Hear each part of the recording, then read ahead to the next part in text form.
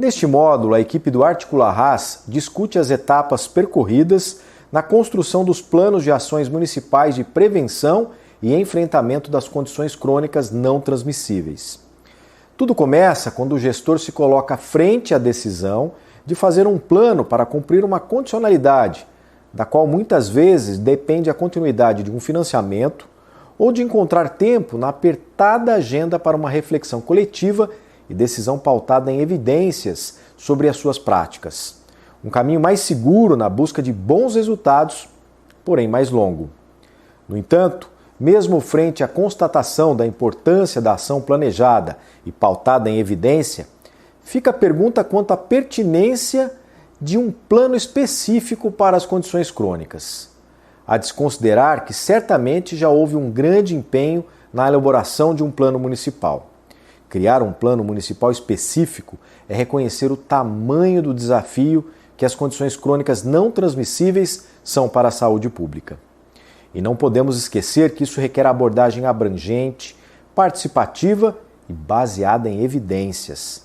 Devemos considerar que o plano de saúde do município tem um caráter estratégico e que nele existem metas voltadas às condições crônicas, as quais, pela sua importância, devem ser detalhadas em plano operacional e orçamentário. Nos módulos anteriores, vimos que não estamos habitualmente acostumados a realizar planejamento de longo prazo.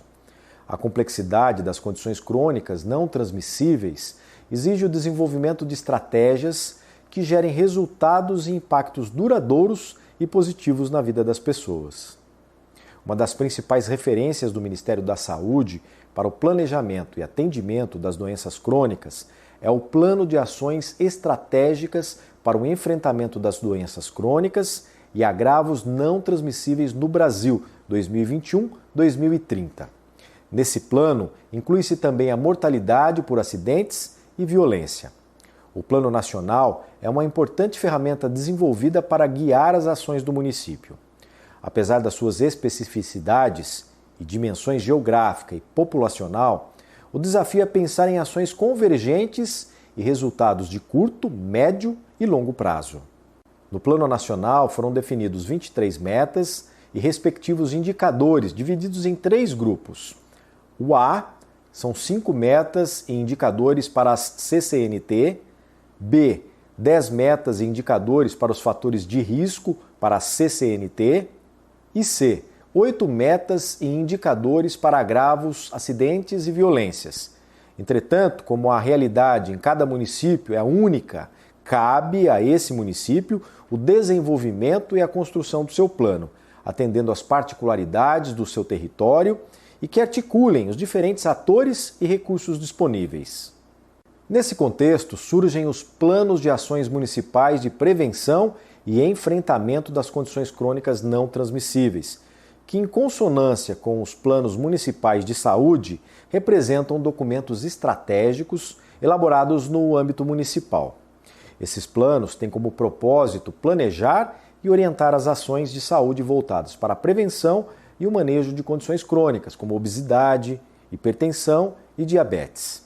Desempenham, portanto, um papel fundamental na redução do impacto dessas condições na comunidade e na eficaz alocação de recursos de saúde.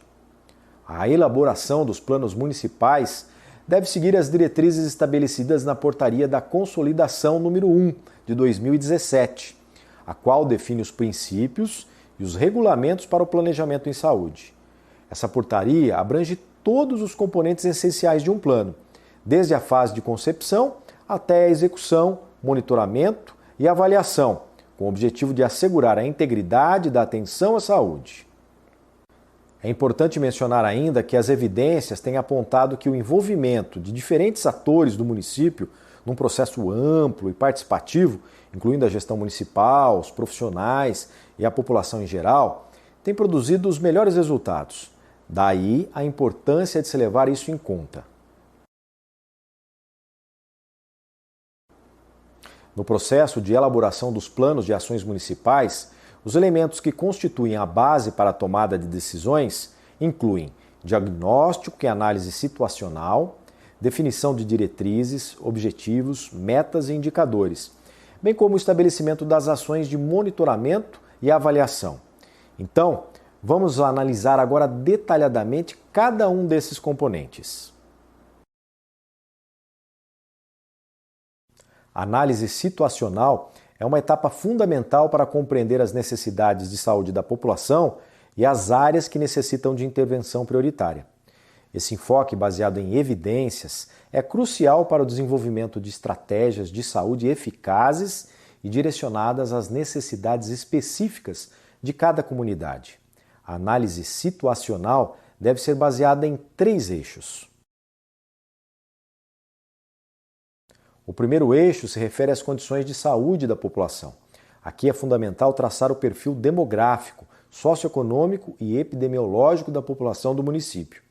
Isso envolve a coleta e análise de dados, como taxas de mortalidade, índices de desenvolvimento municipal, prevalência de condições crônicas, entre outros. Para facilitar esse processo, a equipe do Articula-Ras desenvolveu uma cartilha que apresenta uma variedade de indicadores e as principais fontes para obtenção desses dados sistematizados em 6 áreas temáticas, que incluem demografia, vulnerabilidade, economia, educação, saúde e ambientes saudáveis. Além disso, para municípios que aderiram ao projeto, essas informações estão disponíveis de forma sistematizada em nosso site. Esse conjunto de informações poderá auxiliar você nesse processo. Já o eixo 2 se refere à estrutura da rede de atenção à saúde, RAS. Ele abrange a análise da estrutura da rede de assistência existente no município, bem como a produção dos serviços de saúde. Isso inclui o número de equipamentos e profissionais, a organização e o funcionamento dos serviços de saúde, a oferta e a demanda de serviços, a incorporação de tecnologias, a articulação e o fluxo de pacientes entre diferentes pontos de atenção à saúde, como atenção primária à saúde, assistência ambulatorial, assistência hospitalar, urgência e emergência e assistência farmacêutica. Neste eixo, importa ainda um olhar cuidadoso para os territórios de saúde. O que tem afetado a saúde da população, quais são os determinantes e condicionantes de saúde, alimentação, moradia, saneamento básico, meio ambiente, trabalho, renda, educação, transporte, lazer, acesso aos bens e serviços essenciais para a saúde. Isso exige uma abordagem intersetorial e territorial. Especialmente neste eixo, devem ser levadas em conta as propostas das conferências de saúde e outras, como de assistência social e segurança alimentar e nutricional. Ninguém melhor que a população para falar dos desafios de saúde de cada território. O eixo 3 é a gestão em saúde e compreende as informações relacionadas à gestão em saúde, planejamento, descentralização ou regionalização, financiamento, participação social, sistemas de informação em saúde e articulação intersetorial. Analisar esses aspectos permite compreender como a gestão do sistema de saúde está estruturada e como ela influencia a oferta de serviços e o acesso da população. Aqui é importante verificar as diretrizes gerais do governo local, quais os programas de orçamento, prioridades políticas, previsão orçamentária e margem de negociação para que as ações propostas de fato se efetivem. Por meio dessa análise abrangente e detalhada, é possível identificar as principais demandas e desafios em saúde do município, bem como as oportunidades para aprimorar o sistema de saúde e desenvolver estratégias eficazes de prevenção e manejo das CCNT. Feito o diagnóstico, agora precisamos detalhar a definição dos problemas e prioridades. Após definir a análise situacional frente a estruturas e as peculiaridades do município, é necessário estabelecer as diretrizes e as prioridades que vão guiar as ações de saúde, os objetivos a serem alcançados, as metas específicas para cada objetivo e os indicadores que vão medir o progresso e o sucesso das ações. Essa definição vai possibilitar que o planejamento gere resultados mensuráveis. Definidas as prioridades, é hora de fazer a formulação das diretrizes, com objetivos e metas. As diretrizes indicam as linhas gerais de ação. Trata dos pressupostos norteadores do plano, estabelecidas em função das prioridades e também da missão e princípios adotadas pela gestão, além dos pressupostos norteadores da política em questão, no nosso caso, as políticas nacionais e estaduais voltadas para as condições crônicas. Já os objetivos devem representar as ações necessárias para resolver ou atenuar os problemas identificados, levando em consideração fatores como viabilidade política, econômica e técnico-organizacional, além da coerência que esses objetivos devem guardar com as políticas governamentais. Vamos pensar em um exemplo de um município fictício, a cidade de Campo Novo. Uma das estratégias utilizadas é a realização de oficinas que necessariamente devem envolver os diferentes atores, profissionais de gestão, as organizações comunitárias, o Conselho Municipal de Saúde e demais parceiros, para o levantamento dos principais problemas e prioridades. No módulo de planejamento e avaliação, são apresentadas estratégias e ferramentas de planejamento inovadoras e eficientes, como o modelo lógico-teórico e a teoria da mudança. Essas duas ferramentas fornecem uma abordagem lógica e estruturada sobre como um sistema complexo de recursos e ações pode levar os resultados e impactos desejados. Durante esse processo, é importante considerar os determinantes sociais da saúde e o modelo de atenção às condições crônicas para garantir abordagens abrangentes e eficazes. Nesse município, a análise situacional revelou um problema significativo relacionado ao aumento da mortalidade por diabetes e hipertensão arterial, associadas a um ambiente urbano desfavorável a hábitos saudáveis. Tendo em vista que algumas diretrizes podem dar origem aos objetivos, algumas diretrizes desse programa poderiam ser o fortalecimento da atenção primária à saúde e os processos multissetoriais com foco no território. Em relação aos objetivos, esses podem ser gerais ou específicos, levando em consideração que o objetivo geral vai corresponder a um conjunto de metas que podem corresponder também a objetivos específicos. Para que o plano fique mais funcional, bastam os objetivos gerais e as metas. No nosso exemplo, um objetivo seria articular parcerias intersetoriais para promover um ambiente urbano mais propício aos hábitos saudáveis. Se relaciona com a primeira diretriz mencionada anteriormente e enfatiza a importância da colaboração entre diferentes setores do governo e de fora dele, para a promoção de hábitos saudáveis para todos. Já um segundo objetivo poderia ser desenvolver e implementar as linhas de cuidado da CCNT na atenção primária à saúde, hipertensão arterial, diabetes, obesidade e tabagismo, que contemplaria a segunda diretriz mencionada, associada aos processos multissetoriais com foco no território e coloca em evidência a importância do trabalho das equipes de atenção primária à saúde no cuidado das condições crônicas. A próxima etapa é definir as metas e ações, ou etapas, Em um plano de ação, as metas são declarações específicas e mensuráveis que descrevem o que a equipe ou o serviço pretende alcançar em um prazo determinado. Elas respondem a perguntas como o que, para quem e quanto, para alcançar nossos objetivos. Dando continuidade ao nosso exemplo fictício para o objetivo construído pela equipe de trabalho, que é desenvolver e implementar as linhas de cuidado da CCNT na atenção primária à saúde, hipertensão arterial, diabetes, obesidade e tabagismo, uma meta poderia ser realizar triagem e estratificação de risco para a CCNT em 100% dos adultos atendidos na APS. Veja que ao estabelecer a meta, assume-se uma medida.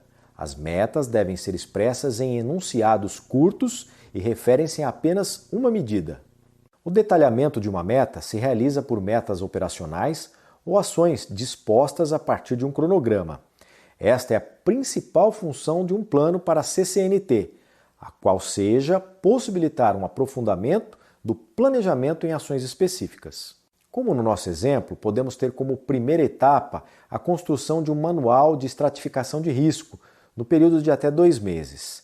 Isso seria fundamental para desenvolver um guia de referência que auxiliaria as equipes de saúde na estratificação do risco dos pacientes de forma consistente e eficaz. Na segunda etapa, seriam feitas capacitações em 6 meses para as equipes de saúde sobre estratificação de risco, para que o processo seja implementado com precisão e eficiência.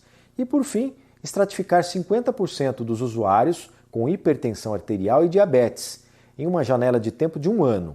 É importante estabelecer um prazo específico para estratificar uma parcela significativa dos usuários e assegurar que o processo seja iniciado e prossiga de forma oportuna, contribuindo para a melhoria dos cuidados de saúde. O plano de ação também precisa de monitoramento e avaliação.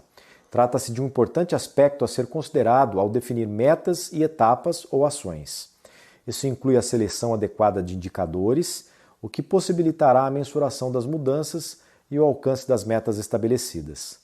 Os indicadores e dados utilizados na análise situacional que estiverem relacionados com as mudanças esperadas são um excelente ponto de partida também nesta etapa.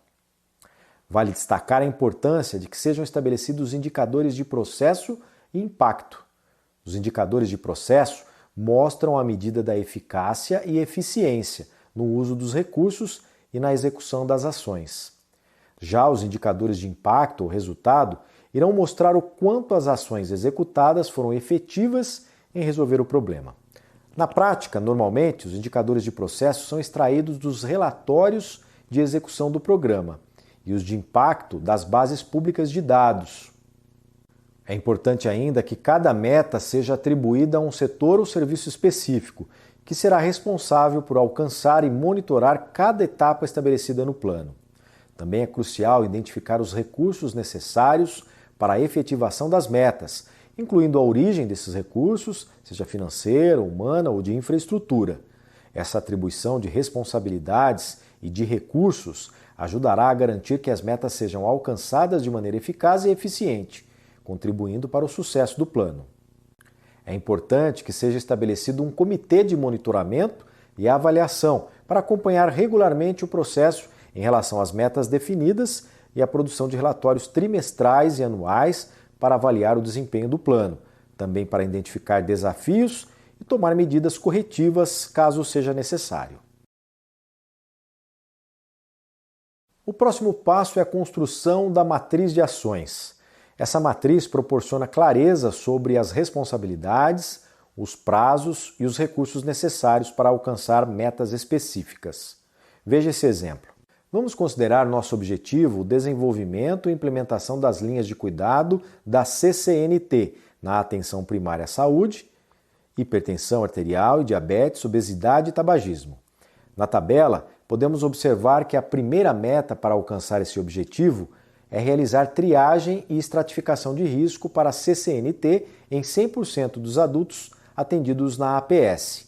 Para isso, definimos ações com prazos a serem cumpridos. Como ação, temos a reconstrução de um manual de estratificação de risco, com prazo de elaboração de 2 meses. Depois, capacitar todas as equipes de saúde a respeito da estratificação de risco dentro de 6 meses e, assim, estratificar 50% dos pacientes com hipertensão e diabetes em 1 ano.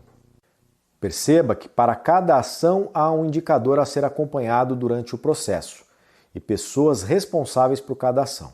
Além disso, também foram definidos recursos para cada uma delas e quem os disponibilizaria. A matriz permite ainda que o monitoramento das ações seja conduzido de maneira eficaz e também facilita o processo de avaliação. Podemos afirmar que o coração do plano é a matriz de ações. No entanto, é importante a elaboração de um documento de apresentação do plano, que deve ser composto por uma apresentação, geralmente feita pela autoridade local, análise situacional contendo os principais elementos considerados no plano, com um breve relato de como o plano foi elaborado, que é a metodologia, A matriz de ações também deve ser relacionada nesse documento, juntamente com os indicadores de impacto para cada objetivo. E, por fim, o monitoramento e avaliação. Apresentamos brevemente aqui as etapas para a elaboração de um plano municipal para cuidado das CCNT. Existem outros caminhos para a elaboração e formas de apresentação. Neste módulo, você acompanhou uma síntese das etapas usualmente adotadas.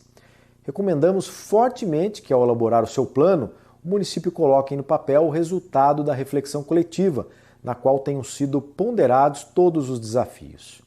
Que o plano seja aquele que, por consenso do grupo, se transformou em um projeto em que todos possam acreditar e que se mostre viável.